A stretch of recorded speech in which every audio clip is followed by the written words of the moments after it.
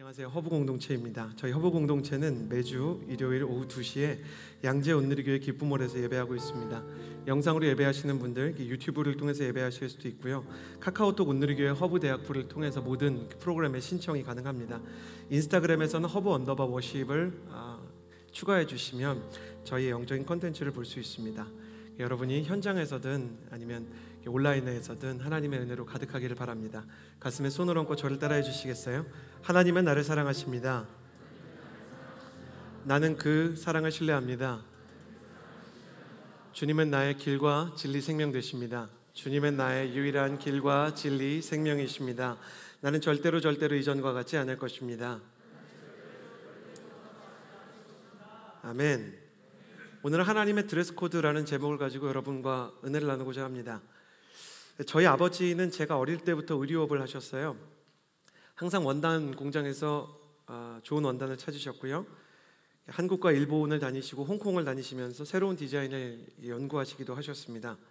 사업 때문에 옷을 찾기도 하셨지만 천성적으로 옷에 대해서 생각하고 좋은 옷을 고르는 것을 좋아하는 분이기도 하셨습니다. 그러다 보니 아버지가 이제 옷을 수십 년을 하셨으니까 옷에 대해서 이런저런 얘기를 해주실 때가 있었는데, 지금 와서 보면 아버지의 말들이 참 지혜로운 말씀이셨다라는 생각이 듭니다. 아버지는 옷에 대해서 주로 두 가지를 말씀해 주셨는데, 첫 번째는 항상 깨끗한 옷을 입도록 노력해라. 특별히 중요한 어른을 만날 때나 결정적인 선택의 기로에 있을 때, 혹은 소중한 연인을 만날 때 깨끗한 옷을 입어라. 수많은 청년들이 하나님 올해는 연애하고 싶습니다 라고 기도를 하는데 옷부터 우리가 깨끗이 입는 훈련을 좀 해야 된다라는 귀중한 교훈을 얻을 수 있죠. 두 번째는요, 옷은 때로 그 사람이 가지고 있는 마음의 중심과 태도를 보여주기도 한다. 그러니 TPO, T, time, P, place, 시간과 장소, O, object, 목적에 맞는 드레스 코드를 지켜라. 그러니까 이제 사람이 옷을 입는다고 하면 그 사람이 입고 있는 옷에 대해서 사람들이 보면서 이 사람이 뭐 하러 가는 사람인지를 알 수 있는 거예요. 만약에 어떤 사람이 운동복을 입고 돌아다닌다면 이 사람이 지금 운동을 하러 다니는구나, 옷 자랑하는 거 아니고요, 그러니까 운동을 하러 가는구나 라는 걸 알 수 있을 거예요. 근데 이 복장으로 만약에 결혼식에, 제일 친한 친구의 결혼식에 간다 그러면 친구가 내 결혼식인데 등산을 하러 왔나? 아니면 내가 조금 저 친구의 마음을 상하게 한 게 있나? 그런 생각을 할 수도 있겠죠. 또 어떤 사람들은 옷을 입을 때 아주 마찰에 강한 헤어지지 않는 옷들을 입기도 하는데요.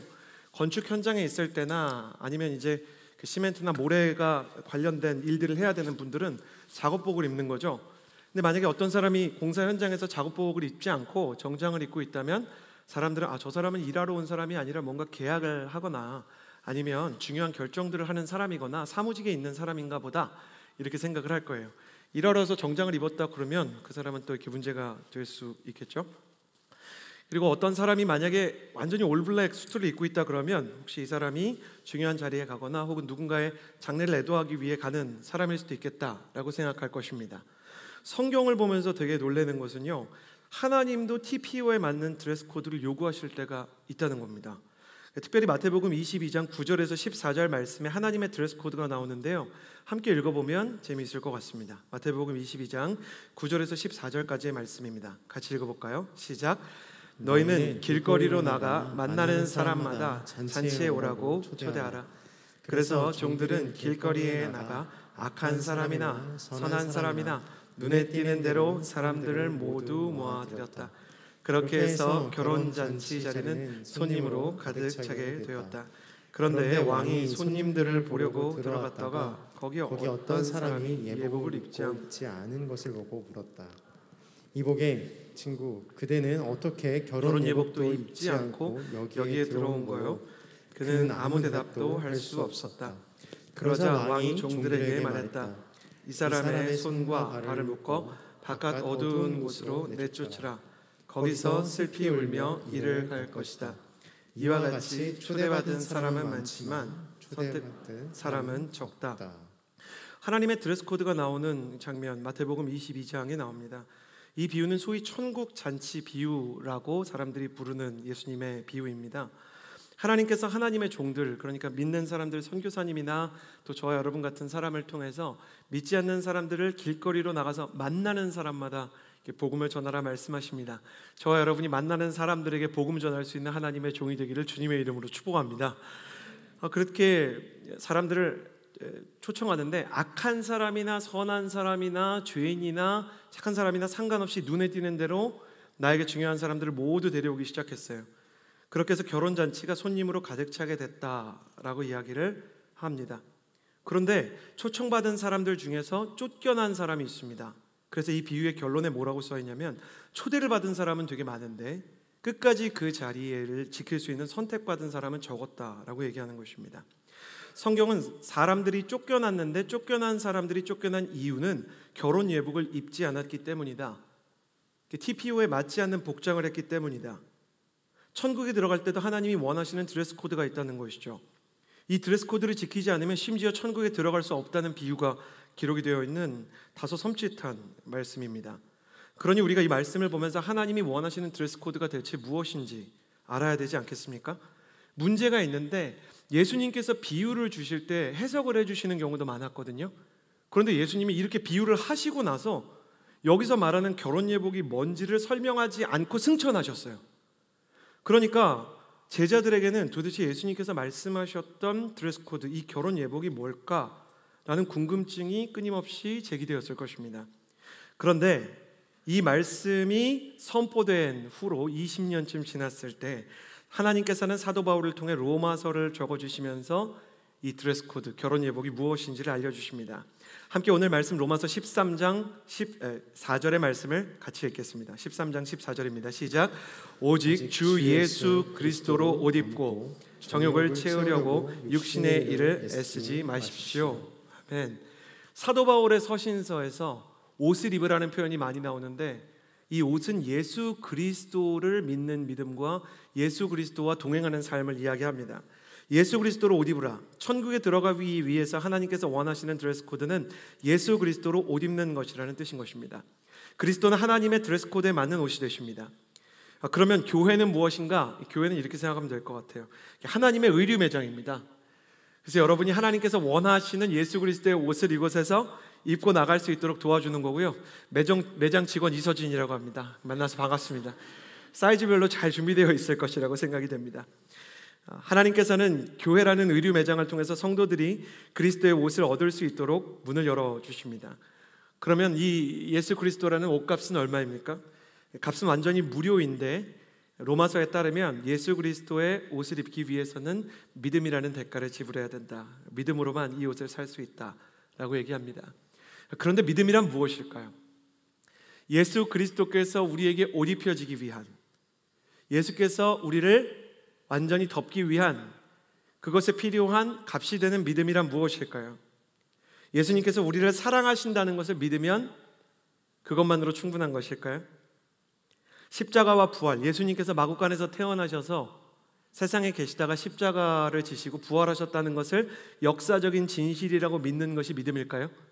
그게 믿음이 맞습니다. 그렇지만 믿음은 맞는데 충분한 믿음은 아닙니다.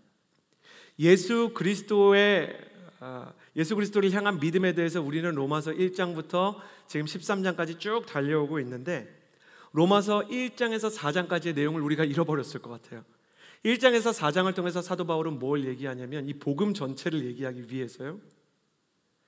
모든 인간이 죄인이라는 사실을 1장에서 4장까지 얘기합니다.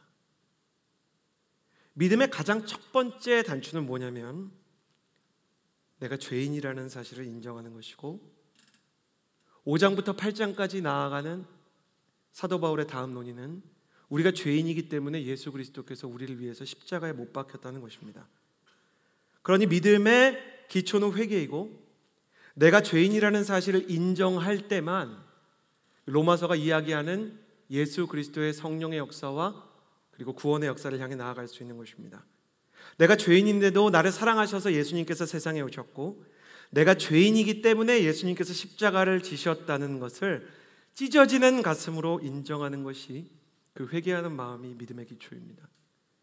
첫 단추를 잘못 깨면 옷이 전부 틀어지게 되어 있는 것처럼 이 회개와 죄에 대한 고백이 없으면 내가 아무리 교회를 오래 다니고 내가 교회에서 많은 감동과 은혜를 얻었다고 하더라도 제대로 된 믿음일 수가 없는 것입니다. 여러분, 이 사실을 기억하십시오. 예수님은 모든 죄인을 구원하시기 위해 세상에 오셨고 어떤 죄를 지은 사람도 용서하시고 구원하실 수 있지만 딱 하나의 죄를 가진 사람은 예수님도 용서하실 수가 없어요. 도대체 무슨 죄길래 예수님도 용서할 수 없는 죄인가? 그것은 그 자신이 죄인이라는 것을 인정하지 않는 죄입니다. 여러분, 진짜 명의가 있어요. 어떤 병도 고칠 수 있는 의사예요. 이 사람이 수술만 하면 암이든 당뇨든 천식이든 폐결핵이든 다 고칠 수 있는 의사가 있다고 합시다. 그러나 그런 의사라도 환자가 동의하지 않으면 그 몸을 열 수 없는 거예요. 예수님은 자기 자신을 죄에 대한 의사로 비유하시면서 뭐라 그랬냐면 건강한 사람에게는 의원이 쓸데없고 병자에게만 의원이 필요하다라고 말씀하셨는데 원어로 보면 자기가 병자라고 말하는 사람만 의사가 고칠 수 있다 이렇게 되어 있어요. 내가 죄인이다, 내 안에 죄의 문제가 있다 라고 얘기하지 않으면 예수님도 그 사람을 고칠 수가 없다는 것입니다. 자기의 죄를 인정하지 않는 사람은 예수님을 결코 입을 수가 없습니다. 여러분은 벌거벗은 임금님이라는 동화를 아십니까? 이 사람은 자기가 벌거벗었는데도 불구하고 천상의 소재로 만든 옷을 입어서 너무 가볍고 착한 사람 눈에는 보이는 옷을 입었다는 거짓말에 속아 넘어가서 알몸으로 거리를 행진하게 됩니다. 왕은 천상의 소재로 만들어진 옷으로 자기 치부가 다 이게 신체가 가려지고 있다고 생각을 했지만 실제로는 그의 알몸과 수치스러움이 온 백성에게 보이는 중이었죠. 그 벌거벗은 임금님 동화를 보면 꼭 벌거벗은 임금님이 되게 뚱뚱하거든요. 가지고 이제 막 비만 같은 거, 셀룰라이트 같은 게 이제 다 보이는 상태로 돌아다니는 거예요. 근데 여러분, 벌거벗은 임금님처럼요, 최후의 날의 심판을 다룬 요한계시록에 우리의 치부와 죄가 비디오처럼 다 상영된다는 말씀이 있는 거 혹시 아세요? 여러분, 요한계시록을 보면 우리가 죄 지은 게 모든 사람 앞에서 다 드러난다는 구절이 있는 거 혹시 들어보셨어요? 이단 아닙니다. 사도신경과 장로교회 믿음 전통을 따릅니다. 온누리교회 목회자입니다. 이상한 데 소속되지 않았어요? 요한계시록 20장 12절에서 15절 말씀을 같이 한번 읽어봅시다. 읽어보겠습니다. 시작. 그리고 나는 큰 사람이든 작은 사람이든 죽은 사람들이 그 보좌 앞에 서 있는 것을 보았습니다. 책들이 펼쳐져 있는데 또 다른 책, 곧 생명의 책도 있었습니다. 죽은 사람들이 책들 안에 기록된 대로 심판을 받았는데 그 안에는 그들의 행위가 기록되어 있었습니다. 또 바다는 그 속에 있던 죽은 사람들을 내놓고 사망과 음부도 그 속에 있던 죽은 사람들을 내놓았습니다. 그리고 각 사람은 자기가 행한 것에 따라 심판을 받았습니다. 그러고 나서 사망과 음부도 불못에 던져졌습니다. 이것이 바로 둘째 사망, 곧 불못입니다. 누구든지 그 이름이 생명책에 기록되지 않은 사람은 이 불못에 던져졌습니다. 요한복음 20장은 요한복음이 21장에서 끝나는데 최후의 심판을 다루고 있는 이제 마지막 21장 직전에 있는 20장이에요. 이 심판이 하나님의 심판이 임하는 걸 보여주는데 바다에 있는 사람들, 죽음 속에 있는 사람들이 다 이제 하나님의 심판 앞에 모이게 되는 거예요. 그러니까 우리가 이제 죽은 사람들이 천국에 갔다 그냥 이렇게 표현을 하지만 사실 요한계시록에 따르면 죽은 자들은 잠든 자들이라고 표현이 되고요. 예수님이 재림하실 때 죽은 사람들은 마치 잠든 것처럼 의식이 없다가 예수님이 계실 때 다 천사의 나팔 소리에 깨어나서 심판 앞에 모이게 됩니다. 천국, 하나님의 이제 천국이 열리고 심판이 열리면 그때는 시간 개념이 없기 때문에 지금은 우리가 70억 인구 그거 언제 다 심판하고 그거 언제 다 한 명 한 명 보냐 하는데 지루함도 없고요. 시간에 대한 개념이 없기 때문에 모든 사람의 심판을 보는데도 시간이나 그 어떤 사람들의 이제 순서에 따라서 지루함을 느낄 새가 없이 두려움만 느끼게 됩니다. 여기에서 이제 심판이 하나님께서 흰 보좌에 앉아 계시기 때문에 소위 백보자 심판이라고 부릅니다. 여러분, 기독교의 그 매우 근본 진리고요. 이거는 변하지 않는 종교개혁자들과 교부들의 가르침입니다. 이 심판의 요지는 간단합니다. 사람들의 모든 행동과 죄가 책에 일일이 기록되어 있는 거예요. 그리고 그 책에 있는 내용들이 감춰져 있다가 공개가 되는 거죠. 우리는 지금 다른 사람의 마음을 볼 수 없지 않습니까? 그것 때문에 때로 답답할 때도 있지만 때로 안전할 때도 있죠. 순장이 순원 때문에 너무 힘들고 순원도 순장 때문에 너무 힘들어요. 리더십들이 목회자랑 조금 서운할 때가 있고 그런 때가 있다 또 지나가기도 하고 그러는데 우리가 어떤 때는 사람의 마음을 몰라서 답답하지만 다 알면 그게 더 곤란하죠. 우리가 막 이렇게 음란한 생각이나 교만한 생각이나 거짓된 생각을 하고 있는데 그게 다 보인다 그러면 우리의 마음이 더 어렵겠죠. 하나님이 그거를 가려놨다가 책에 다 적어놨다가 그것을 전부 다 오픈하기 시작하는데 여기에서 중요한 게 뭔지 아세요? 하나님이 어떤 프라이버시도 인정하지 않아요. 어떤 인간의 변호도 수용하지 않아요. 이 백보자 심판을 생각할 때마다 제가 진짜 무서운 게 뭐냐면 내가 왜 지옥 갑니까? 라고 말할 수 있는 사람이 없다는 거예요. 자, 지금부터 너가 왜 지옥에 가야 되는지 말해줄게. 그리고 하나님이 3살부터 80살까지 태어나면서부터 죽을 때까지 인간의 평생의 죄를 다 보여주기 시작하는 거예요. 지금부터 이 사람이 왜 지옥에 가야 되는지 모든 사람에게 보여주기 시작하는 것이에요. 우리가 친구에게 거짓말한 것들이 다 드러나게 될 거예요. 우리가 부모를 속이고 상처 주었던 것들이 다 드러나게 될 거예요. 우리의 음란과 잘못되었던 행동들이 모든 사람들에게 공개가 된다. 성경에 기록되어 있어요. 마치 벌거벗은 임금님처럼 우리의 수치와 치부가 다 드러나게 되는 때가 있다. 이게 성경에 써 있는 거예요. 왜 우리는 20년 동안 교회를 다녔는데 이러한 이야기를 듣지 못하는가? 저 같은 사람들 때문이에요. 저는 청년 사역을 25살 때부터 16년째 하고 있어요. 근데 제 마음속에 어떤 유혹이 있었는지를 여러분 앞에서 고백하려고 해요. 저는 정말로 설교를 잘 하고 싶었어요. 그러니까 잘한다는 건 말 그대로 잘한다는 게 아니라 은혜의 통로가 되고 싶었어요. 그래서 여러분에게 영적인 감동을 주고 위로를 주고 싶었어요. 그러다 보니까 제 마음속에 어떤 게 생겼냐면 최후의 심판이나 죄에 대한 이야기를 피하려는 유혹들이 찾아오기 시작했어요. 그런데 이번에 목회자 사관학교에 갔는데 어떤 선배 목사님이 오랫동안 해외에 있다가 한국에 돌아오셔서 한국의 설교와 지도자들과 그리고 평신도 지도자들을 보면서도 이상한 걸 깨달았대요.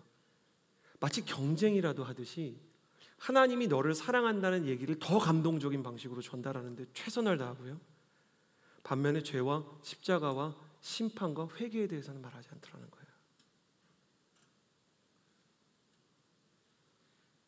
여러분, 이런 생각을 우리가 해봅시다. 정말 심판이 없다면 예수님께서는 도대체 왜 세상에 와서 십자가를 지셨을까요? 저를 보시겠어요? 진짜 공감이나 하나님의 사랑이나 위로나 예수님께서 병자를 치유하신 것만으로 그 사람의 인생이 바뀔 수 있었다면 예수님께서 왜 구태여 십자가를 지셨냐고요. 예수님이 십자가를 지신 것은 그 자체로 우리에게 굉장히 중요한 메시지를 줘요. 사랑이나 위로에 대한 메시지로는 충분하지 않다는 거예요. 그 정도 위로, 너희가 가지고 있는 인간적인 공감, 그게 인간의 마음을 진짜 다 바꿀 수는 없다는 거예요. 너희의 죄가 다 드러나게 될 것이고, 너희가 왜 죄인인지를 이야기하는데도 너희가 마음을 닫고 내가 뭐 그렇게 큰 죄를 지었습니까? 라고 말하는데 변명할 수 없는 순간을 예비하고 있다는 것에 대해서 누군가는 얘기해야 된다. 성경은 이 이야기로 요한계시록의 끝을 덮어요. 성경을 덮어요. 어느 날 제가 이 기도를 하면서 그런 것들을 알게 됐어요. 와, 이 얘기를 진짜 안 하면 안 되겠구나. 여러분, 사도 바울조차요, 예수 그리스도 안에서 구원받는 사람들도요, 자기가 죄인이라는 사실에 대해서 회개를 하고 그것과 치열하게 싸우지 않으면 마치 견고한 터, 예수 그리스도라는 견고한 터 위에 서 있어도 지푸라기로 집을 지은 것처럼 될 것인데 그때 심판의 불이 임해서 그 지푸라기가 다 타버릴 것이다. 여러분, 제가 어느 날 밤에 꿈을 꾸었는데 그건 하나님이 주신 꿈이었어요. 제가 길거리를 걸어가는데 이렇게 옷이 다 벗겨지더라고요. 남자니까 조금 그날도 나을 거라고 생각했는데 수치스럽다고요. 사람들이 막 이렇게 제가 이렇게 X자로 되어 있는 그런 횡단보도 있잖아요. 이렇게 다 건널 수 있는 모든 방향. 그 중간에서 옷이 막 찢겨지기 시작하는 거예요. 제가 막 아직도 선명해. 안 돼! 막, 안 돼! 내 옷! 막 이렇게 하면서 막 주저앉기 시작했어요. 터미네이터처럼 알몸으로 이렇게 주저앉기 시작했어요. 그래서 제가 이게 뭔가? 와, 이거 큰일 났다! 그런 생각을 하기 시작하는데 제가 그날 밤 꿈꾸면서 하나님께서 하늘에서 저한테 말씀하셨어요. 너는 똑바로 이 순간을 기억하고 너가 만나는 청년들에게 이렇게 이야기하라. 너희가 신앙생활을 똑바로 하지 않으면 심판의 날에 내가 다시 올 때 너희의 죄가 마치 알몸처럼 다 드러나고 너희의 모든 치부가 드러나게 될 것이라는 것을 반드시 선포해야 된다. 그런데 이 심판을 피하는 사람들이 기록되어 있는 거예요. 그게 바로 여러분이 한 번씩 들어본 적이 있는 생명책이에요. 이 생명책이 뭐냐면 예수 그리스도로 옷 입은 주님의 성도들이에요. 이 요한계시록을 쭉 읽어보면 무리들이 흰 옷을 다 입고 있는데 그 하나님께서 예수님을 통해서 주신 옷이에요. 내 죄가 다 드러나면 이 사람들은 어떤 사람이냐면 이 어린 양을 섬겨요. 왜 예수님이 요한계시록에서 어린 양으로 나오냐면 나를 위해서 제물이 되신 분이시기 때문에 그래요. 그러니까 내 죄가 다 드러나면 알몸처럼 부끄럽다는 사실을 알고 자기 죄를 인정하는 사람만 어린 양에게 힘있는 옷을 받아요. 주님께서 나를 가려주시지 않으면 다 드러나면 너무 부끄러운 죄인임을 회개할 수 있는 사람들, 하나님은 십자가 아래서 회개하는 자를 그리스도의 옷으로 덮어주십니다. 자, 여러분에게 묻고 싶어요. 여러분 진짜 죄인인 거 인정하십니까? 여러분은 여러분의 죄에 대해서 고백하고 있습니까? 여러분, 이 시대가 여러분을 속이고 있어요. 뭐라고 속이는지 잘 들어보세요. 당신은 피해자일 뿐이야. 당신은 당신의 부모로부터 상처를 받았고 당신은 사회로부터 억압을 받아서 그런 이상행동을 하는 것일 뿐이야. 당신은 죄인이라기보단 그냥 병자야. 그러니까 that's not your fault. 네 잘못이 아니야. 넌 아무 잘못도 하지 않았어 라고 말합니다. 잘못이 있다면 사회에게 잘못이 있고 학교에 잘못이 있고 이 대한민국의 재벌들에게 잘못이 있고 부모에게 잘못이 있고 어쨌든 타인에게 잘못이 있어. 여러분, 이 메시지의 배후에 누가 있는지 알려드릴게요. 사단입니다. 당신이 죄인이 아니다라고 말하는 모든 매체를 의심하셔야 돼요. 그게 사단이 우리 시대, 이 MZ세대에 주는 최악의 거짓말입니다. 왜 그렇게 하는가? 왜 그렇게 하는지를 알아보셔야 돼요. 사단은 여러분이 찬양하는 것까지는 참아요. 괴롭지만 참을 수 있어요. 심지어 당신이 하나님의 위로와 은혜와 치유를 받는 것까지도 견딜 수 있어요. 사단은요, 거짓의 아비인데 다른 말로는 타협의 왕이라고 불러요. 사단이 얼마나 무섭냐면 결정적인 것 하나를 막을 수 있다 그러면 살을 내주고 뼈를 지켜요. 결정적인 것만 막을 수 있다면 부차적인 건 우리한테 내줘요. 축복도 줄 수 있고 비전도 줄 수 있어요. 사단이 예수님께 뭐라 그랬습니까? 너가 십자가만 지지 않고 내 앞에 와서 절하면 천하만국의 영광까지도 내가 너에게 주겠다. 여러분 인생에 눈 한 번만 딱 감고 하나님 등지면 엄청난 부와 명예가 주어지는 유혹이 반드시 올 것입니다. 여러분이 예수 그리스도의 이름을 전하지만 않으면, 예수 그리스도의 사람이라는 말만 하지 않으면 성공을 할 수 있는 기회가 반드시 여러분을 찾아올 거예요. 사단은 다른 걸 다 줄 수 있습니다. 그러나 당신이 죄인임을 인정하고 회개하려고 하면 사단은 결코 가만히 있지 않을 거예요. 여러분, 이 설교를 듣고 회개가 선포되고 있는 이 자리에서도 당신의 정서가 불편하게 할 거예요. 야, 오늘 설교는 좀 아닌 것 같지 않냐? 자자. 온갖 방어, 그것과 상관없이 주무시는 분도 계시지만 깨어나십시오. 오늘 말씀에 깨어나라는 말도 있어요. 온갖 방어 기제와 거짓말로 당신의 영적인 눈을 가릴 것이다. 야, 오늘 목사님 너무 정죄하는 것처럼 말하는 것 같지 않니? 야, 하나님께서 우리를 사랑하신다 그랬는데 꼭 죄 얘기를 해야 되겠니? 야, 내가 아동학대를 당하고 성적인 학대를 당한 적도 있는데 그러면 이 내 인생의 모든 것이 내 책임이라는 얘기니? 교회가 은혜되는 얘기를 해야지 불편하게 하면 돼? 교회도 썩은 사람이 많은데, 세상에 얼마나 나쁜 사람이 많은데 나 정도면 그래도 괜찮지. 나더러 죄인이라니. 이서진 목사님, 당신은 뭐 깨끗해요? 그런 거짓말에 속지 마십시오. 여러분, 사단이 거짓의 왕이고 타협의 왕이라고 할 때 그게 무슨 얘기인지 아세요? 저를 보시겠어요? 저를 따라해 주시겠어요? 사단에게 속으면 죽는다. 사단에게 속으면 죽어요. 사단에게 속으면 여러분의 영적인 생명을 잃게 돼요. 여러분은 살면서 신앙을 잃어버리는 사람들을 만나게 될 거예요. 이 자리에 벌써 900여 명의 사람들이 오프라인에서만 예배를 드리고 있어요. 앉을 자리가 없죠. 그러나 사람이 많다 그래서 부흥이 임한 것은 아니에요. 1907년에 평양에 대부흥이 임할 때 보면 사람들이 회개를 하다가 성령이 임했어요. 여러분 알고 계십니까? 사도행전은 28장까지 기록되어 있는데 27장, 한 장을 뺀 27장에 성령이 나오고요. 한 장을 뺀 27장 그 성령이 나오는 데마다 회개가 나와요. 회개하고 성령을 받으라 그래요. 왜 성령을 받지 못하는가? 하나님의 부흥을 왜 경험하지 못하는가? 회개하지 않기 때문이에요.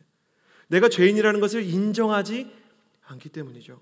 사랑하는 허브의 청년 여러분, 나는 여러분이 절대로 사단에게 속아 넘어가지 않는 청년이 되기를 예수 그리스도의 이름으로 기도합니다.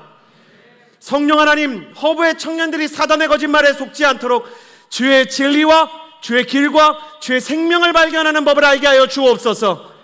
성령께서 이 시간에 오셔서 정신이 번쩍 나게 내가 죄인이라는 것을 알게 하여 주시고, 내가 죄인이기 때문에 예수님께서 세상에 오셨다는 사실과 나의 죄 때문에 예수님께서 십자가에 달려 돌아가셨다는 것을 깨닫게 하여 주옵소서. 심판의 날 알몸이 벗겨진 벌거벗은 임금님처럼 내가 수치와 좌절과 절망과 죽음을 겪지 않게 하여 주옵소서. 제가 벌거벗은 임금님의 마지막 스토리를 되게 좋아합니다.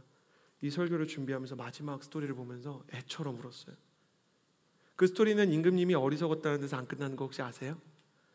어린아이 하나가 와서 임금님, 어린아이 처럼 해야 될 것 같아요. 임금님이 벌거벗으셨어요. 이렇게 얘기해요. 근데 그 얘기를 듣는 순간 임금이 자기가 벌거벗었다는 것을 깨닫게 돼요.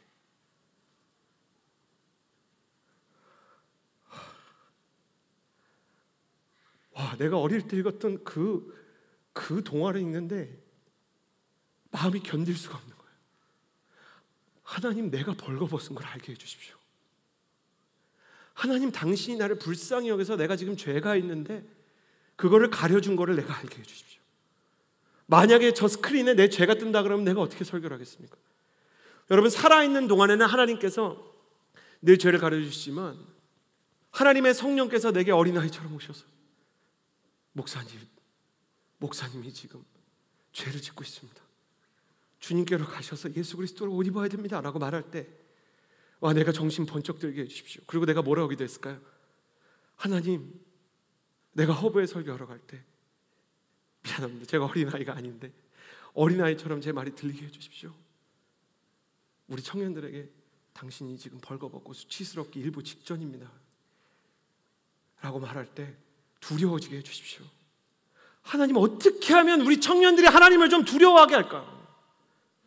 어떻게 하면 하나님에 대한 경외를 좀 가지게 할까? 최후의 심판이 진짜 있다는 것을 어떻게 하면 얘기할 수 있을까?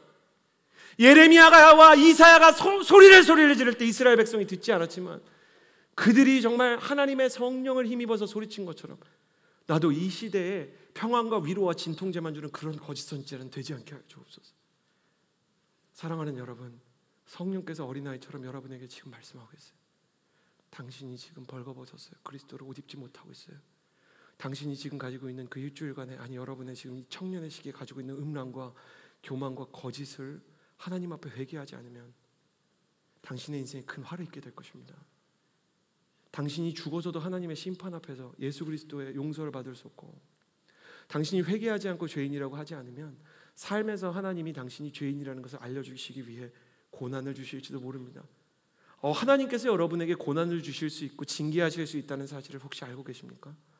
성경을 읽으면 히브리서에 그런 말씀이 있어요. 형제들아, 하나님께서 너희를 징계하는 것을 이상히 여기지 말라. 제가 그 말을 듣는데 마음에 확 와닿더라고요. 내가 이상해요. 막 하나님, 제가 그래도 목사인데요, 우리 공동체가 이렇게 숫자가 늘었는데 그런 마음이 있어요. 막 이렇게 앉을 자리가 없잖아요. 그럼 용서해 주세요. 막 좋아요. 더 앉을 자리 없으면 안 되나? 이런 생각이, 앞에 의자를 둬야 돼. 막 이런 생각이 들어요. 그러니까 사람이 눈에 보이는 거에 그렇게 약하고요. 다윗이 인구조사한 것 때문에 하나님의 심판받았는데 저는 진짜 다행이에요. 제 마음속에 그런 게 있어요. 우리는 하나님한테 심판받으면 순장님한테 가서 그러지 않습니까? 제가 이렇게 순장을 섬기고 아울렛을 가는데 하나님 왜 저에게 이렇게 어려움을 주십니까? 근데 성경에 뭐라고 써있냐면 이상히 여기지 말라. 아비가 자식을 징계함 같이 하나님께서 너희를 사랑하셔서 징계를 주시는 것이다. 연이랑 어젯밤에도 싸웠어요. 어젯밤에도 싸웁니다. 그 쓸데없는 거 가지고 싸워요. 연이가 이제 무슨 소리를 하나 내면 너 소리 냈음. 잠 안 자는데 소리 내면 안 되는데 소리 냈음. 그러면 연이가 그럼 오빠도 소리 냈음. 그러면서 막 이렇게 유치한 걸 계속 하는 거예요. 그러니까 엄마가 중간에서 정말 얘들아 제발 자라. 엄마 제가 먼저 소리냈음, 오빠도 소리냈음 이러면서 막 이렇게 그 제가 들어와가지고 이렇게 혼을 내기 시작하는데 그 연준이 안에 있는 그 동생을 향한 그 첫째 아들 같은 정죄감과 연희 안에 있는 보복하고자 하는 그 둘째 탕자의 복수심, 정죄감과 복수심으로 물든 가정을 보면서 제가 그렇게 얘기하게 되는 거예요. 너희 계속 그렇게 하면 혼난다.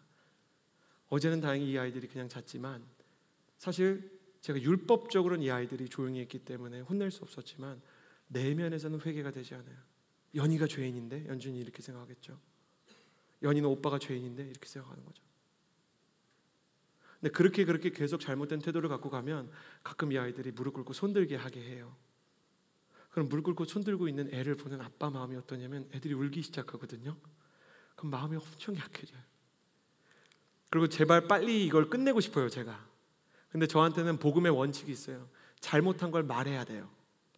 근데 얘들이요, 팔이 아파서 울고 억울해서 울고 아빠한테 미안해서 우는 그 와중에도요, 죄를 고백하지 않아요.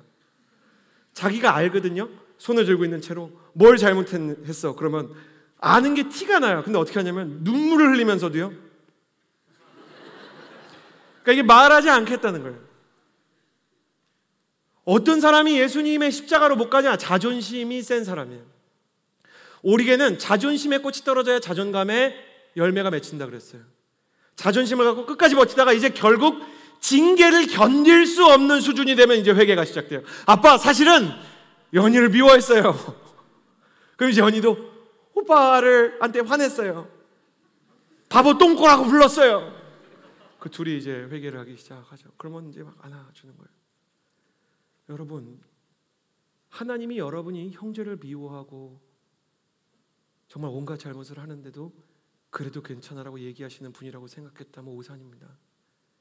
예수 그리스도로 옷 입는다는 것은 그분의 십자가 앞에 믿음으로 나아가 내가 죄인이라는 사실을 인정하고 회개하는 것이죠. 이렇게 예수님으로 옷 입은 사람에게 따라오는 두 가지 특징이 있습니다. 첫 번째입니다. 8절에서 10절까지의 말씀을 같이 한번 읽겠습니다. 8절에서 10절 함께 읽겠습니다. 시작. 서로 사랑하는 것 외에는 누구에게든지 아무 빚도 지지 마십시오. 남을 사랑하는 사람은 율법을 다 이루었습니다. 간음하지 말라, 살인하지 말라, 도둑질하지 말라, 탐내지 말라라고 하는 계명과 그 밖에 다른 계명이 있을지라도 이 모든 계명들은 내 이웃을 내 자신과 같이 사랑하라 하는 이 말씀 가운데 다 요약되어 있습니다. 사랑은 이웃에게 악을 행하지 않습니다. 그러므로 사랑은 율법의 완성입니다. 회개한 사람, 진짜 회개하고 나서 예수님을 만나고 나면 어떤 게 생기냐면 사랑의 가죽옷이라는 게 입혀지게 돼요. 서로 사랑하는 것 외에는 빚지지 말라 그래요. 그러니까 인생을 살면서 성경이 많은 것들을 빚질 수 있다고 말하는 것 같아요. 근데 진짜 그런 것 같아요. 우리가 분노라는 죄를 저지르면 죄를 짓는 자마다 죄의 종이라고 하는 그 말이 맞아요. 여러분 그거 이해하지 않으세요? 막 분노가 너무 많으면 내 정서와 내 행동과 말을 분노라는 이 죄가 막 끌고 가요. 분노하는 말이 나오고 분노하는 생각이 나오고 정죄하는 막 정서들이 튀어나오게 되죠. 분노를 해결하지 못하면 영화를 만들어도 작품을 만들어도 음악을 만들어도 이상한 음악을 만들게 되는 거예요.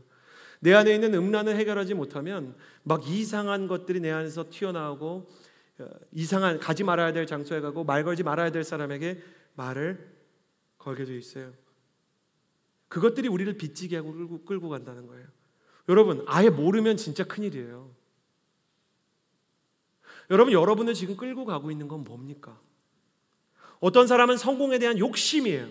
이 욕심을 가지고 있는 증거 중에 하나는 뭐냐면 나보다 먼저 성공한 사람을 보면 그렇게 화가 나고 질투가 나요.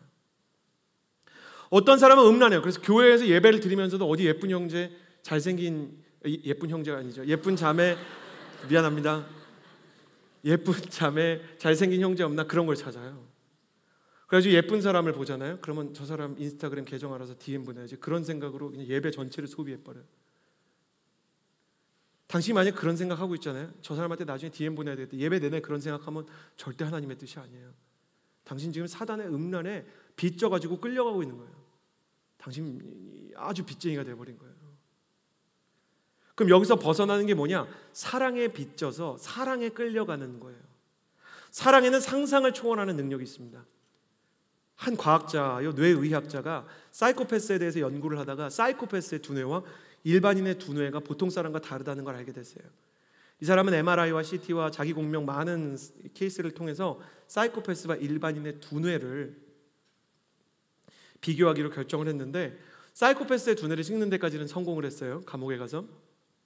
그런데 이 대조군인 일반인을 찍는 건 아무래도 실험을 얘기해야 되는데 상대방이 안 좋아할 것 같아서 그냥 자기 가족을 찍은 거예요. 근데 자기 가족들 사진 중에 사이코패스와 똑같은 뇌 사진이 나온 거예요. 이 사람이 소스라치게 눌러서 누군가 봤더니 자기예요. 실제로 있었던 사건이에요. 근데 이 사람이 자기를 볼 때 조금 확실히 공감 능력이나 막 이렇게 동정심이 조금 부족한 것 같은데 범죄를 저지르거나 폭력을 행하지 않는 사람이라는 거예요. 자기가.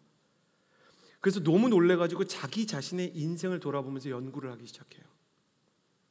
그랬더니 부모님은 알았던 거예요. 얘가 뭐가 좀 이상하구나. 실제로 자기 두뇌에 이상이 있고 공감 능력이 부족하다는 걸 부모님이 알아서 부모님에게 가서 물어보고 자기 어린 시절을 돌아보니까 자신의 아이가 부모님이 이상한 걸 알고 양로원과 고아원을 함께 다니면서 일종의 이제 패밀리 아울리치죠. 공감을 가르치고 봉사를 시켰어요. 건강한 상호작용을 훈련시킨 결과 이 아이가 후천적으로 아주 이렇게 공감 능력이 적지만 최대한 이 두뇌의 능력을 활용해서 공감하고 긍휼히 여기는 사람이 되고 인류에 기여하는 과학자가 되기 시작했어요.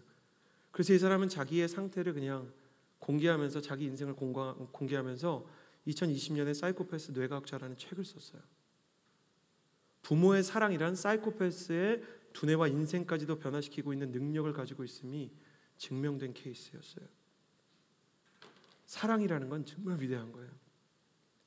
사랑은 죄를 녹여버리는 태양과 같은 것이죠.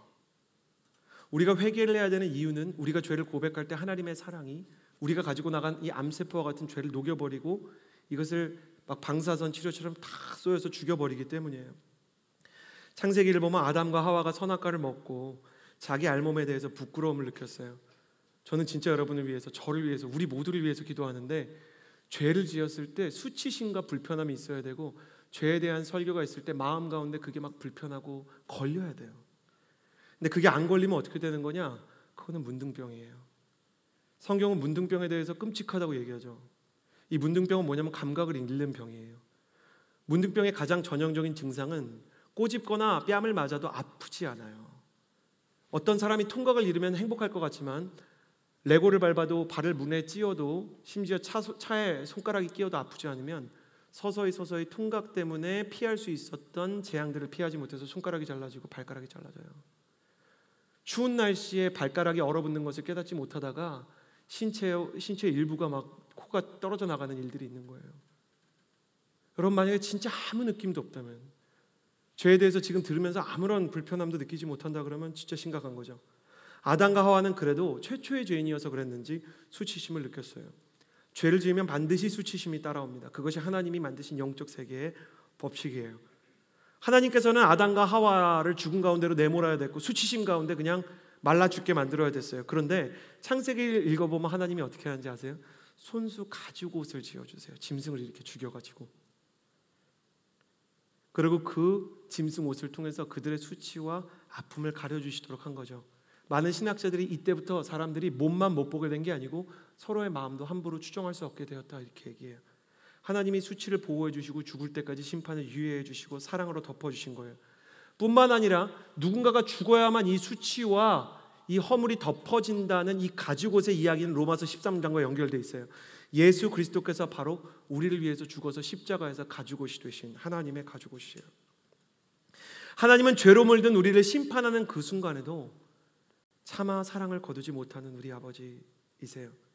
제가 아버지가 되고 가장 좋은 거는 아버지의 마음을 조금씩 알아간다는 거예요.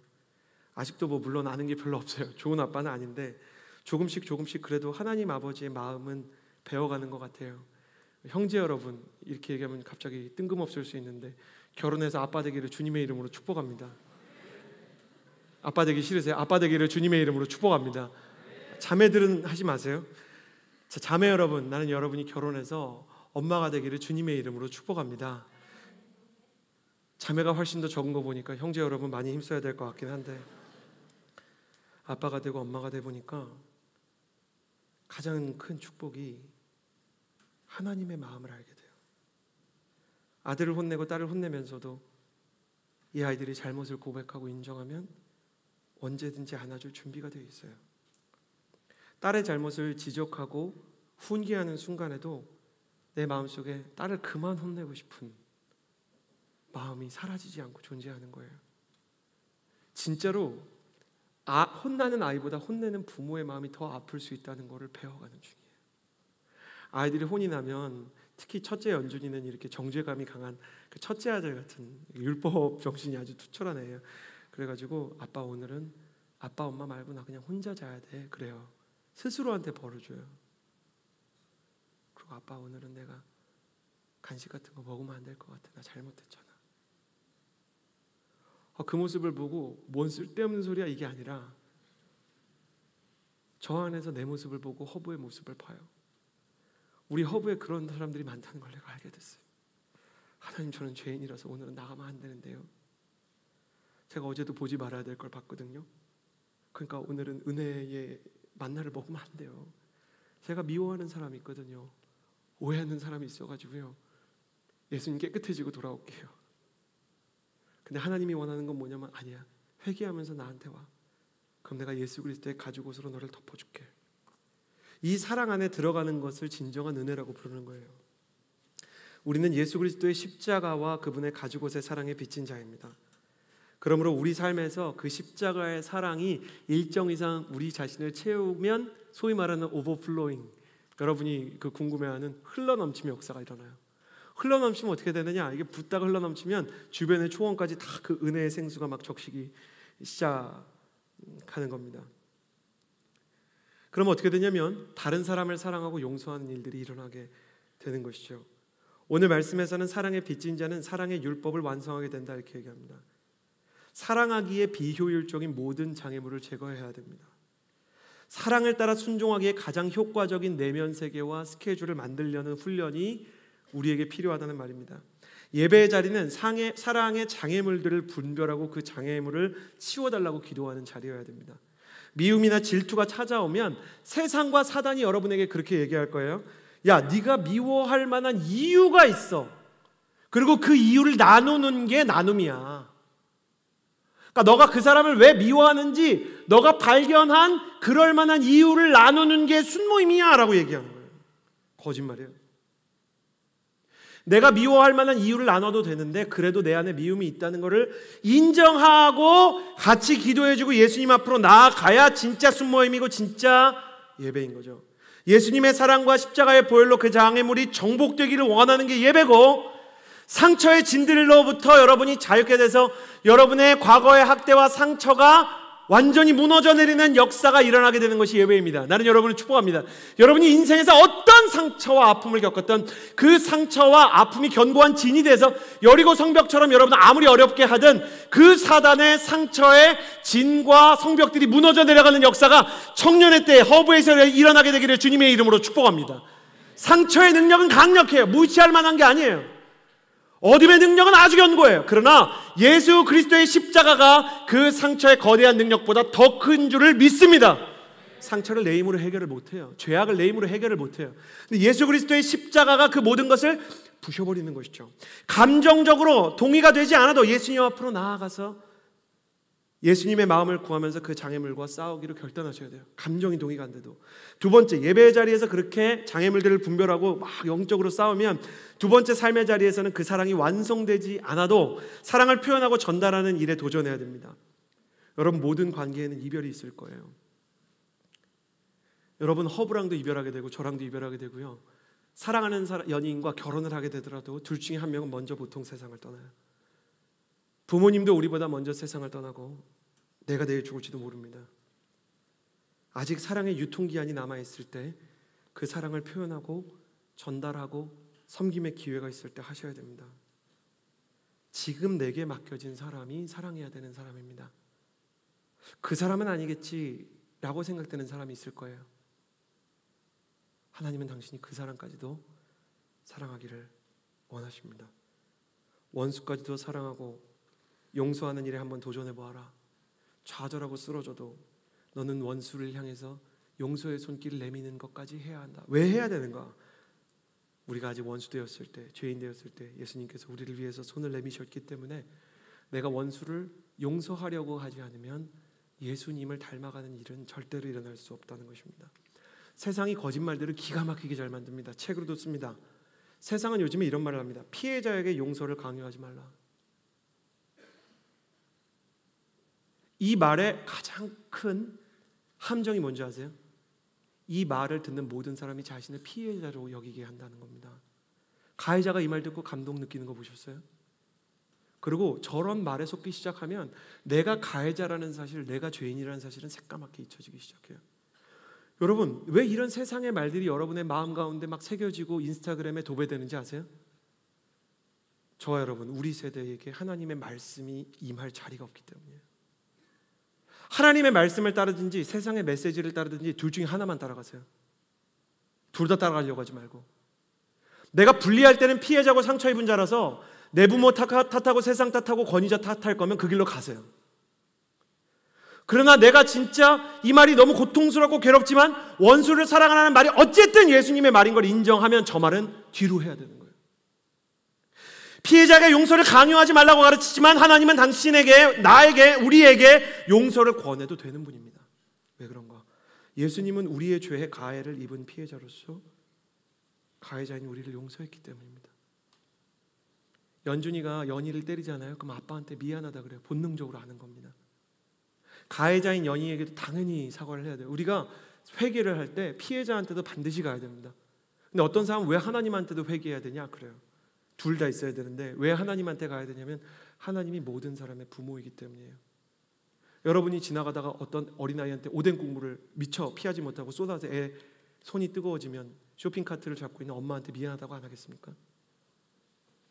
하나님은 우리에게 회개를 하며 용서를 구할 때마다 용서를 해주시는 분이기 때문에 회개와 용서의 메시지가 우리 안에 있지 않으면 세상이 말하는 것처럼 피해자에게 용서를 강요하지 마십시오. 난 피해자입니다. 그러니까 나는 용서를 해야 돼. 다른 누군가 얘기하면 용서를 해야 되는 사람이지 누군가한테 회개할 사람이 아닙니다. 나는 그리고 다른 사람들이 용서해달라 그래도 내가 할지 말지 생각해보고 내 마음이 다 괜찮아지면, 내 트라우마가 없어지면 용서하겠습니다. 그렇게 얘기하면 예수님께서도 뭐라고 말씀하셨는가? 나도 너희를 모른다고 할 것이다. 성경에 뭐라고 써 있는지 성경만 보십시오. 어떤 사람이 빚진 자를 보고 너무 불쌍해서 풀어줬는데 그 사람이 달란트 단위로 빚을 지고 어마어마한 수십억의 돈을 빚지고 그걸 탕감해줬는데 나가서 몇 데나리온 되지도 않는 몇백만 원 빚진 자를 붙잡고 이 사람을 감옥에 넣겠다 그러니까 왕이 어떻게 합니까? 저 사람 다시 감옥에 가둬라. 이러한 이야기를 외면하고 있는 이 세대가 예수 그리스도의 능력을 우리에게 가져오지 못하도록 막습니다. 여러분, 제 안에는 진짜 뜨거운 열망이 있습니다. 나는 진짜 기독교가 뭘 의미하는지 알고 싶습니다. 하나님께서 정말로 살아계신 분이라는 것을 경험하면서 살고 싶습니다. 그 하나님이 나의 인생을 점령하시고 나의 죄를 사하여 주시는 것을 보고 싶습니다. 나는 적당한 진통제와 같은 위로에 지쳤습니다. 세상에서도 들을 만한 힐링 메시지와 같은 것을 전하는 일에는 지쳤습니다. 그러나 성경은 진짜 우리의 인생이 변하고 우리의 인생이 살아날 수 있는 방법을 알려줘요. 예수님은 뭐라고 말씀하시는가? 너희가 위로 정도로 고쳐질 수 있었다면 나 십자가를 지지 않았을 것이다. 너희가 나와 함께 십자가까지 나아가게 된다면, 진짜 그 십자가의 사랑을 받았다면 너가 그 증거로 용서할 수 있게 될 것이다. 용서는 하는 게 아닙니다. 되는 겁니다. 용서가 되지 않았다면 나는 아직 회개가 제대로 되지 않았든지 성령의 충만이 부족한 것이죠. 용서를 하지 못할지언정 그 앞에 무릎을 꿇고 그렇게 기도해야 돼요. 하나님, 나한테 아직도 미워하는 사람이 있습니다. 용서하지 못하는 사람이 있습니다. 뒤에서 욕하게 되는 사람이 있습니다. 주님, 내가 하나님 앞으로 나아가서 용서와 사랑을 배울 수 있도록 도와주십시오. 그렇게 기도해야 되는 겁니다. 우리가 용서를 완성하지 못해도 염치를 잃어서는 안 되겠습니다. 나는 여러분과 제가, 우리 모두가 주님 앞에 진짜로 사랑하는 진짜 예배자, 진짜 성령 충만을 경험하는 사람이 되기를 예수님의 이름으로 축복합니다. 그 사랑과 용서가 우리 안에서 완성되어야 된다는 것이죠. 13절과 14절입니다. 같이 읽겠습니다. 시작. 낮에 행동하듯이 단정하게 행동합시다. 방탕하거나 술 취하지 말고 음행하거나 호색하지 말며 다투거나 시기하지 말고 오직 주 예수 그리스도로 옷 입고 정욕을 채우려고 육신의 일을 애쓰지 마십시오. 예수 그리스도로 옷 입은 사람에게 주어지는 첫 번째 옷은 사랑의 가죽옷이라 그랬죠. 두 번째는 빛의 갑옷입니다. 사도 바울 바로 다음 세대, 그러니까 성경이 다 완성되고 나서 그 다음에 초대교회 지도자가 된 사람들을 교회의 아버지라는 표현, 이제 교부라는 표현을 씁니다. 좋은 표현은 아니라고 생각하는데 제가 용어를 바꿀 수가 없어가지고 교부라고 일단 불러야 됩니다. 그런데 그 교부들 중에서 영적으로 가장 큰 영향력을 끼친 신학자를 뽑으라고 얘기한다면, 영적인 지도자여 목회자 이 교부 시대 때 한 명 뽑으라 그러면 많은 사람들이 어거스틴이라는 사람을 뽑아요. 그런데 이 어거스틴이 하나님에게 쓰임을 받은 신학자여 성자여 목회자였는데 쓰임 받기 전에 이 사람은 진짜 최악의 죄인이었어요. 어거스틴의 참회록 혹은 고백록이라는 책이 있는데, 이 사람은 정말 성적인 방탕에 지금 끝을 날려서 성병에 걸릴 정도였고요. 술에 쩔어 살았고 게으르고 다툼과 시기가 잦고 다른 사람을 판단하는 교만으로 아주 가득 찬 사람이었어요. 크리스천이었던 그의 어머니 모니타는 우리 어머니들처럼 수십 년의 아들 어거스틴을 위해서 기도를 합니다. 그랬더니 처음에 이 아들에게 왔던 게 뭐냐면 허무와 공허예요. 여러분, 이 시대에 왜 우울과 공황이 많아지는지 아세요? 예수 그리스도의 십자가가 없기 때문이에요. 사람들이 힐링 메시지를 통해서 더 이상 위로받지 못하는 이유가 뭔지 아세요? 예수 그리스도의 십자가와 생명력이 없기 때문이에요. 사람은 흙에 생기를 주어서 창조된 존재예요. 예수 그리스도의 성령을 잃으면 흙처럼 공허한 존재가 될 수밖에 없어요. 현자타임이다 얘기하는 그 현타가 왜 오냐? 예수 그리스도의 생명이 없기 때문이에요. 허무해서 죽을 수밖에 없는 세대, 예수님을 인정하지 않고 자기 죄도 인정하지 않는 세대, 이 포스트 모더니즘은 허무의 저주에 짓눌린 세대죠. 어거스틴은 고대에 살았지만 포스트 모던에 사는 MZ세대처럼 허무와 공허와 현자타임에 짓눌리기 시작했어요. 그는 갑자기 그의 마음속에 진짜 하나님이 계시다면 만나고 싶다는 마음이 들었고 영적인 지도자들을 찾아다니기 시작해요. 어떤 사람이 모태신앙이고 어떤 사람의 중보기도를 통해서 교회에 나오게 됐는데 마음 가운데 공허와 허무가 있다가 설교가 들리기 시작하면 어떻게 하는지 아세요? 어거스틴이 똑같은 일을 합니다. 목회자를 찾아가요. 어떻게 해야 되냐? 목회자 몇 사람을 찾아가는데 마음 가운데 해결이 되지 않아요. 뭔가 달라지고 싶어요. 하나님을 만나고 싶어요. 그래서 이 사람이 밀라노 근처에 있는 친구의 별장에 우연히 이렇게 하루는 있게 됐는데, 친구 별장 근처에 있는 무화과 나무 아래서 이렇게 너무 비참하다 허무하다 이러고 있는데 아이들이 노랫소리로 톨레레게 이렇게 노래를 하는 걸 들어요.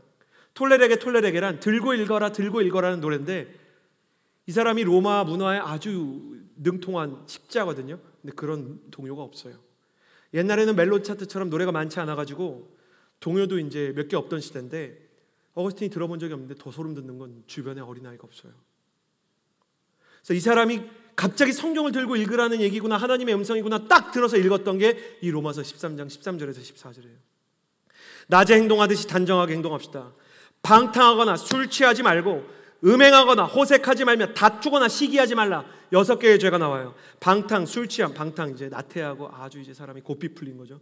술 취한 거, 중독된 거죠. 음행하는 거, 성적인 일탈. 호색하고 아주 세상에 이 정욕을 쫓고 욕심을 쫓는 거죠. 다투거나 사람을 막 핍박하고 폭력을 휘두르거나 시기하는 것, 이 6가지는 로마 사람들도 로마인의 죄라 이야기할 정도로 이 13절은 로마에 가득 찬 죄였어요. 어거스틴 이걸 보면서 로마와 자기가 다를 바가 없다는 걸 깨닫게 됩니다. 그리고 이 구절을 통해서 회개하기 시작하고 예수 그리스도의 옷을 입혀달라고 얘기하는데, 하나님께서 이 구절을 읽는 동안 어거스틴의 영혼을, 잠든 영혼을 흔들어 깨워서 이 예수 그리스도의 옷이 입혀지는 걸 실제로 느꼈다고 얘기합니다. 이 어거스틴의 경험을 말하듯이 이 내면 세계의 변화를 이야기하듯이 기록된 구절이 11절과 12절입니다. 11절 12절 같이 읽겠습니다. 시작. 여러분이 이 시기를 알고 있는 것처럼 벌써 잠에서 깨어야 할 때가 됐습니다. 이제 우리의 구원이 처음 믿을 때보다 가까이 왔기 때문입니다. 밤이 깊고 낮이 가까이 왔습니다. 그러므로 어두움의 일들을 벗어버리고 빛의 갑옷을 입읍시다.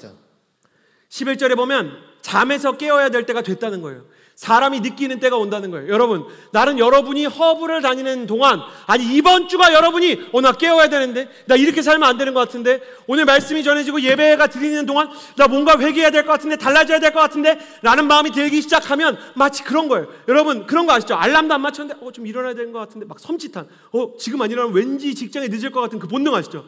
그 막 자다가 막 딱 봤는데 막 소름 돋게 지금 안 일어나면 지각이야. 하나님이 그런 어떤 신호를 주신다는 거예요. 제가 경험하기로는 어떤 메시지가 들리기 시작하고 성경이 들리기 시작하고 어떤 죄에 대한 메시지가 내 안에 들리기 시작하면 부흥이 일어나요. 여러분 혹시 그런 말 들어보셨어요? 미국의 대각성운동, 영국의 대각성운동, 평양에 있었던 부흥, 시대마다 부흥이 있었거든요. 수만 명, 수십만 명의 청년들이 하나님 앞에 와서 성령을 받고 방언을 말하고 선교사를 파송하고, 그들의 삶이 술 취한 자가 술이 끊어지고 마약 중독된 자가 마약 끊고, 매춘을 하던 사람들이 하나님의 사람으로 돌아와서 청년 리더가 되고 죄를 고백하는 사건들이 일어났던 역사가 있는 거 아십니까? 그 시발점에 뭐가 있냐면 항상 죄에 대한 찔림이 있어요. 베드로가 선포를 할 때도, 성령의 충만을 받아서 설교를 할 때도 처음으로 회중이 했던 질문이 뭔지 아세요? 우리가 어떻게 할 거? 그들이 마음에 찔림을 얻어서 우리가 어떻게 할 거라고 물어봤대요. 그러니까 베드로가 너희가 십자가의 그리스도 앞에 회개를 하고 성령을 받으라 이렇게 얘기했다는 거예요. 나는 이것을 사모하는 사람마다 아멘하게 되기를 바랍니다. 나는 여러분이 회개하고 성령 받기를 주님의 이름으로 축복합니다. 빛의 갑옷을 입으라 그랬어요. 자다가 깰 때가 됐으니 빛의 갑옷을 입으라 그랬어요. 성경은 그리스도의 빛의 옷이라고 말하지 않아요. 빛의 갑옷이라는 건 뭐냐면 그리스도를 믿고 옷 입는 사람들은 필연적으로 영적인 전쟁이 있을 것이다 얘기하는 거예요. 성도는 반드시 자기 내면에 있는 죄와 전쟁을 해야 돼요. 많은 사람들이 허브에서 연애나 진학과 취업에 대한 소원을 가지고 있겠죠. 그러나 그리스도 안에서 가장 본질적인 싸움과 소원과 기도의 제목은 거룩에 대한 소원이어야 된다는 거예요. 여러분 안에 지우고 싶은 죄가 있습니까? 뛰어넘어야 하는 영적인 장애물의 정체가 무엇입니까? 여러분 알고 있습니까? 이미 알고 있다면 복받은 것입니다. 저는 여러분이 들어올 때 포스트잇을 드렸어요. 거기다가 옆 사람 거 보지 마세요. 네 죄는 뭐니? 뭐 이런 거 보지 말고 당신의 죄를 적어보세요. 암호로 적어도 돼요. 암호로 적어도 돼요. 그냥 금요일 이렇게 적어도 돼요. 한번 적어보세요. 하나님 앞에 우리 그거 가지고 기도할 거예요. 만약에 없으면 손을 이렇게 들어주세요. 저희가 포스트잇을 드릴게요. 펜이 없는 분도 손을 좀 들어주세요. 여러분 한번 적어보세요. 저도 적어두었어요. 저도 저의 포스트잇에 저의 죄를 적어두었어요.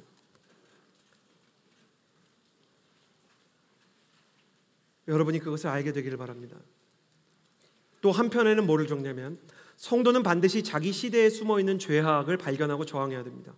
어거스틴이 말씀을 통해 자기 내면을 발견할 때 13절에 나오는 6가지 죄악이 어거스틴의 죄일 뿐만 아니라 로마 사회의 죄악이라고 말씀을 드렸습니다. 저쪽에 있는 분에게도, 이쪽 분에게도 좀 전달해 주시겠어요?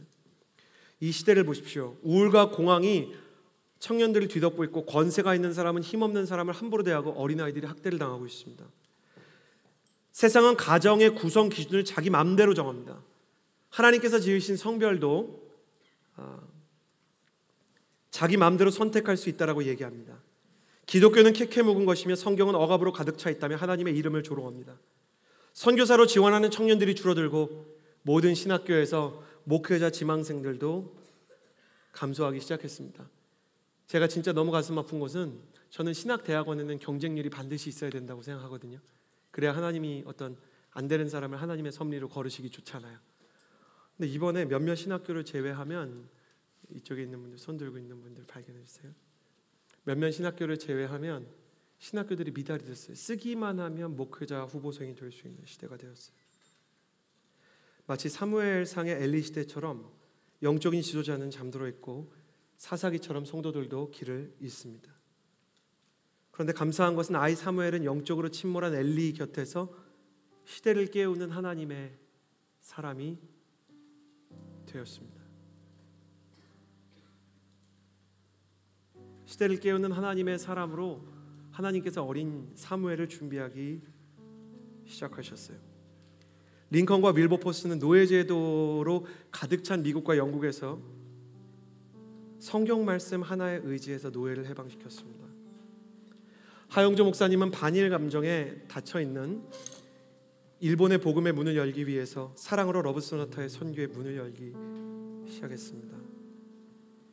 이재훈 목사님은 은근히 흑인들을 흑형이라고 부르고 동남아 사람들이나 일본 사람들이나 중국 사람에 대해서 비속어를 쓰는 은근한 인종차별의 나라 대한민국에서 고통받는 다문화 가정이야말로 우리의 선교지며 품어야 할 영혼이라고 선포하고 계십니다. 하나님이 찾으시는 사람이 있습니다. 하나님은 비전이라는 키워드를 이렇게 오늘 말씀에서 설명하십니다. 지금도 하나님의 곁에서 빛의 갑옷을 입고 하나님과 함께 싸울 사람. 어두움을 밝히며 자신의 죄와 싸워 나가고 시대의 어둠을 밝힐 죄와의 싸움에 참전할 사람. 하나님은 아이 사무엘처럼 다윗처럼 자신의 죄악과 싸우고 시대의 죄악과 싸울 하나님의 사람을 찾고 계세요. 비전이라는 말 뒤에 숨어서 내 인생의 입신양명과 성공의 야망을 교묘히 보장한 그런 크리스천 청년 말고, 내 꿈에 비전이라는 포장지 입혀서 하나님을 섬기는 게 아니라 하나님이 나를 섬기기 원하는 교묘한 마음 가진 사람 말고, 하나님의 소원을 이루어드릴 빛의 전사들을 눈물로 찾고 계세요. 누가 주님 곁에 서서 주님과 함께 싸우겠습니까? 누가 주님과 함께 가서 주님의 빛의 갑옷으로 나의 죄악을 도말하고 이 시대에 아픔받고 고통받는 자들의 곁을 비추고 사회의 억압과 죄악을 부숴버리겠습니까? 누가 주님 옆에서 함께 눈물을 흘리며 십자가 예수 그리스도 앞에서 보혈의 능력을 힘입어 죄악이 사라지는 사랑의 가죽옷을 사람들에게 입히고, 또 누가 가서 그들의 죄악을 고백하고 하나님 앞으로 돌아오게 하겠습니까? 바로 이 설교를 듣는 여러분이기를, 또 저이기를 바랍니다. 하나님 옆에 서서 빛의 갑옷을 입고 싸울 우리가 되어 예수 그리스도의 옷을 입고 하나님과 함께 거룩한 흰 옷으로 세상을 구원하는 하나님의 사람들이 되기를 바랍니다. 포스트잇에 무언가 적은 게 있는 사람마다 자리에서 일어나서 함께 기도합시다. 여러분, 절대로 버티지 마십시오. 내가 죄인인데, 내가 죄인이라고, 나보다 더 나쁜 사람이 많은데 라고 여러분이 생각하면 하나님은 여러분의 죄를 폭로하셔서라도 여러분이 죄인이라는 것을 깨닫게 하실 거예요. 내가 죄를 가지고 있는 것은 하나님 앞에서 하나님의 은혜를 받을 수 있는 기회가 될 수 있지만, 내가 죄인이라는 사실을 인정하지 않는 것은 패역한 것이에요. 패역한 사람에게 하나님이 주시는 심판은 첫 번째, 그 죄를 하나님께서 폭로하는 것입니다. 여러분의 죄가 세상 가운데 드러나기 전에, 벌거벗은 임금님이 되기 전에 주님 앞으로 돌아오십시오. 그리고 여러분이 너무 죄인이라 내가 주님께로 돌아갈 자격이 없다라고 생각하는 분들에게는 이렇게 말하고 싶어요. 주님께서 당신을 위해서 눈물로 기다리고 계십니다. 용서할 준비를 하고 내 아들아, 내가 너가 일어나기를 기다리고 있다. 한 사람 한 사람 일어날 때마다 내 아들아, 내 딸아, 내가 너가 일어나기를 원하고 있었다. 너무 잘한다, 이렇게 얘기하실 거예요. 이 시간에 기도하며 나아갈 때 우리 두 손을 가슴에 얹고, 하나님 아버지, 내가 내 죄를 알고 있었습니다. 예수 그리스도의 보혈이 나 때문이며 십자가가 나 때문이라는 것을 알고 있었습니다. 내가 순장으로, 내가 MC로, 내가 목회자로, 선교사로 헌신하며 나와왔지만 사실 내 안에는 해결되지 않은 죄의 모습이 있었음을 압니다. 하나님, 나의 죄를 위하여 십자가에 못 박힌 예수님을 만나게 하여 주시고, 그 보혈만을 의지하는 겸손한 예배자가 되게 하여 주옵소서. 성령 하나님, 회개할 것이 무엇인지 알게 하여 주시고, 그 회개를 통하여 성령의 능력을 힘입어 나의 죄악이 끊어지는 20대가 되게 하여 주옵소서. 음란의 사슬은 끊어질지어다.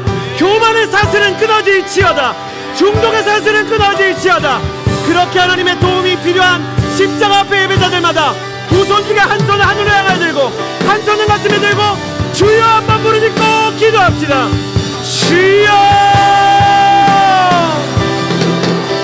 거룩하신 하나님 아버지, 기도하며 나아갑니다. 하나님 아버지, 내가 죄인이라는 사실에 대해서 세상이 나를 속이며 사단이 나를 속였습니다. 네가 왜 죄인이냐, 피해자지. 너가 상처를 입었잖아. 그런데 왜 가해자들 생각을 해야 돼? 야, 교회에서 은혜와 위로의 이야기를 해야지. 무슨 이렇게 엉뚱한 심판에 대한 이야기를 하냐. 그러나 심판이 있기 때문에 예수께서 우리에게 오셨고, 목회자인 나의 죄와 성도인 우리의 죄를 위하여 예수님께서 몸짓고 피 흘려 당신의 구원을 이루셨습니다. 하나님 아버지, 이 시간에 기도하며 나아갈 때 하나님, 내가 예수 그리스도 앞에서 죄인일 수밖에 없다는 사실을 인정할 수 있게 하여 주옵소서. 하나님, 하나님의 거룩한 은혜와 기름 부음이 넘쳐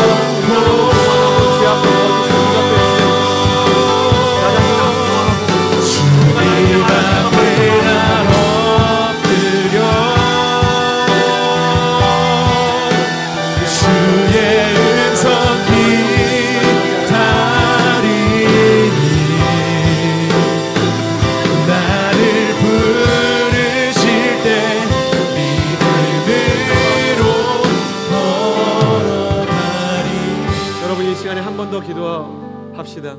혹시 영적인 문둥병과 무감각 중에 있다면 하나님 잠든 영혼을 깨워주옵소서. 말씀을 듣는데도 뭐 통증도 없고 감동도 없고 눈물도 나지 않습니다. 예수님 처음 만났을 때는 내가 죄인인 거 진짜 알았는데 신앙생활을 오래 하다가 무슨 율법의 사람이 돼서 남들이나 판단하고 교만하고 이렇게 괴물처럼 되어가는 내 모습이 있습니다. 주님께서 문둥병자를 고쳐서 그들의 통증을 회복시켜 주신 것처럼 내 영혼의 통증을 다시 회복하게 하여 주옵소서. 눈물이 회복되게 하여 주옵소서. 하나님을 향해 부르짖지 않고는 견딜 수 없는 성령님을 향한 목마름을 다시 한번 회복하게 하여 주옵소서. 영적인 감각들이 회복되고 성령의 충만함이 임할 수 있도록 우리 두 손 하늘을 향하여 들고 주여 세 번 부르짖고 기도합시다. 주여 주여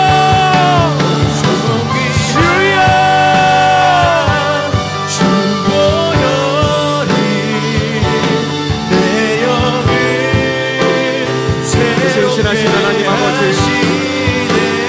우리 안에 하나님께서 정말로 원하시는 거룩의 능력과 하나님 영적인 죄에 대한 민감함과 성령님께서 내게 주셨던 그 눈물들이 사라졌다. 하나님 그 눈물과 그 통증이 다시 한번 회복되게 하여 주옵소서. 하나님 내 안에 뭔가 진짜 크리스천으로 살고 싶은 마음이 있습니다. 내 안에 무엇인가 진짜 하나님의 사람이 되고자 하는 열망이 있습니다. 성령 하나님, 만약에 내가 죄악이 있는데 고백하지 않아서 하나님 그 모든 죄악과 그 모든 삶에 대한 아픔과 후회하며 주님께서 나를 지시고 주님께서 내게 아픔을 주셔서 회개할 수 있는 사람이 되게 하시옵소서. 무릎을 꿇고 두 손을 들고 눈물을 흘리고 다시 주님께로 한 걸음씩 한 걸음씩 앞으로 나아가게 하여 주옵소서. 내가 왜 죽어 마땅한 존재인지를 알게 하여 주옵소서. 하나님 내가 얼마나 죄인인지를 알게 하여 주옵소서.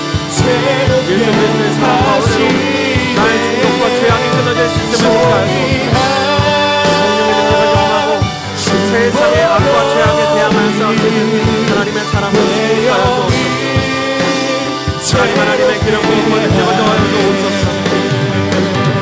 신실하신 하나님 아버지의 은혜와 능력을 더하여 주시고 하나님이 기뻐하시고 놀라우시는 역사가 일어나게 하여 주옵소서.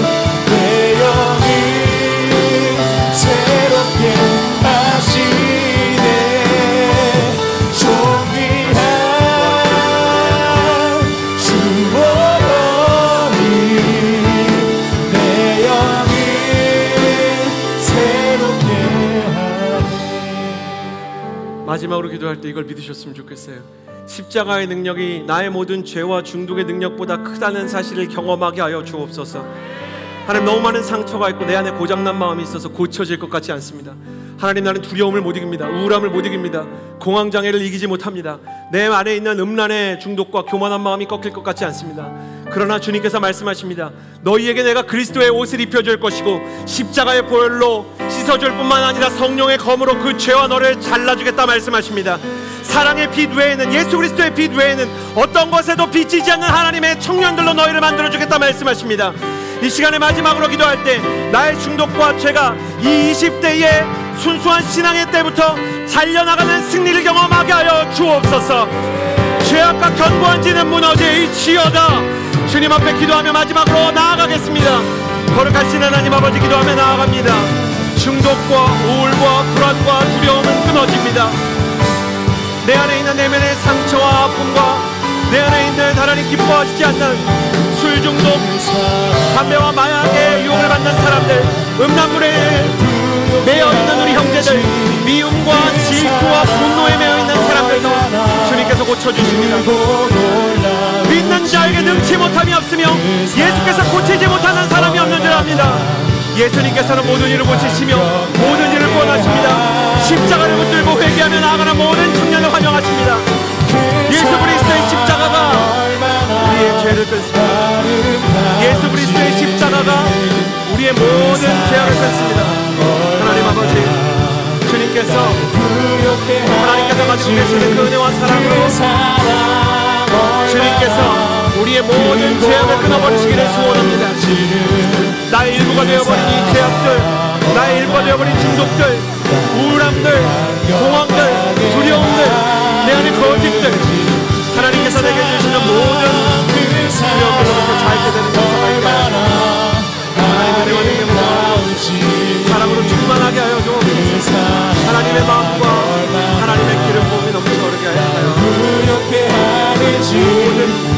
그 사랑 얼마나 크고 놀라운지 그 사랑 얼마나 나를 감격하게 하는지. 하나님 아버지, 내 죄를 내가 아는데도 회개하지 않고 하나님의 심판과 폭로가 있을 수 있다는 경고를 들으면서도, 아니 실제로 그 심판과 수치를 경험하면서도 죄인이 아닌 것처럼 연기하면서 패역하게 사는 마음이 내게 있었고 세대가 그것을 부추기고 있습니다. 주님, 이 세대의 거짓말과 사단의 전략에 속지 않게 하여 주옵소서. 하나님, 내가 지은 죄에 대해서 정직하게 고백하면서 주님의 십자가 앞으로 나아갈 때 그 중독과 그 모든 두려움과 모든 우울함과 허무함이 하나하나 잘려나가는 것을 경험하게 하여 주옵소서. 은밀한 모든 죄악이 예수 그리스도의 십자가 앞에서 극복되고 성령의 능력으로 기쁨과 거룩과 빛의 갑옷을 입으며 사랑의 가죽옷을 다른 사람에게 입혀주는 거룩한 선교사로 살게 하여 주옵소서. 이제는 우리 구주 예수 그리스도의 은혜와 하나님의 사랑과 성령의 교통하심이 이 자리에서 예배하는 주의 모든 사람들 머리 위에, 주님의 거룩한 그리스도의 옷 입기 원하는 성도들 위해 이제로부터 영원토록 함께하여 주시기를 간절히 축원하옵나이다.